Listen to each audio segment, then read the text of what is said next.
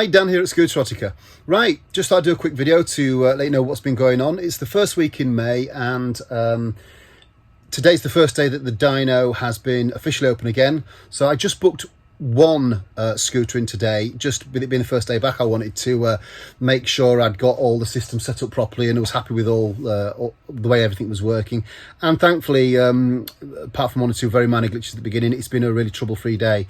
And the scooter that came in was from a chap called Gary English. It was an RB250, and it was really nice because Gary's a guy who really loves the mechanical side of scootering, and so it's nice when a scooter comes in that starts first kick and is a bit of a sort of a pleasure to work on, really.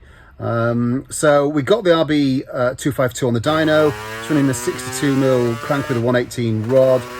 It's had a little bit of tuning done on the cylinder by another tuner, and then with some advice from that tuner, Gary's built his own engine and set it all up himself. Now there's a couple of interesting things came out of this that I just wanted to share with you. The first thing is he'd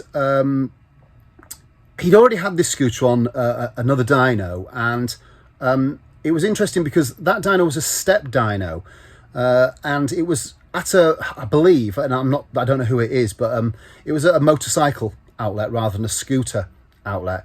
And step dynos are in theory supposed to be sort of the all singing, all dancing version of, you know, what you would want from a dyno.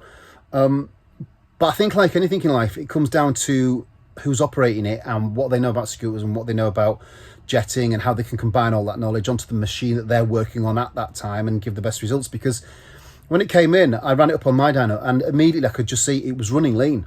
So I was quite sort of pleased that we were able to spot that and correct that for Gary, and save him any sort of catastrophes further down the line. So it was pleasing just to have that bit of,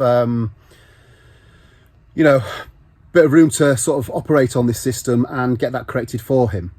The second thing that came out of it is that he had the Tornado, the AF Tornado exhaust on, which, let me tell you, really pumped out some great power. It was a tuned cylinder, and like I say, set up with information from the tuner who'd done it, but Gary built it. But we saw 36 horsepower, just over, I think it was 36 point something on the dyno, with around 23.5 foot-pounds of torque, so a really good result. It was hitting 9k to get that sort of power, and down the bottom end, as you would expect, it was really sort of significantly lacking, in my opinion, on that pipe. So great for all out power, but not so great if you want to do a bit more sort of sedate riding around town and that sort of thing. Now he's got another pipe coming from a tuner who's made some alts to the pipe that he's providing, and by all accounts this is going to sort of really bridge that gap of the power missing down the bottom and mid-range. So this will be a two-part video on Gary's bike. He's been in today, we've done some base settings, got some base readings, giving him some safe jetting on his carburettor, so he can ride around now safe for the next few weeks until his new pipe arrives. Bring that back once he's got the new pipe on, we'll run it up again and we will compare the two pipes, get some information, see how they compare, and if everything goes as I'm led to believe it will, we'll still have the same or maybe even better peak power, but also filling the gaps on the mid-range. So you'll be able to see from the images that I've put up what Gary's graph looks like.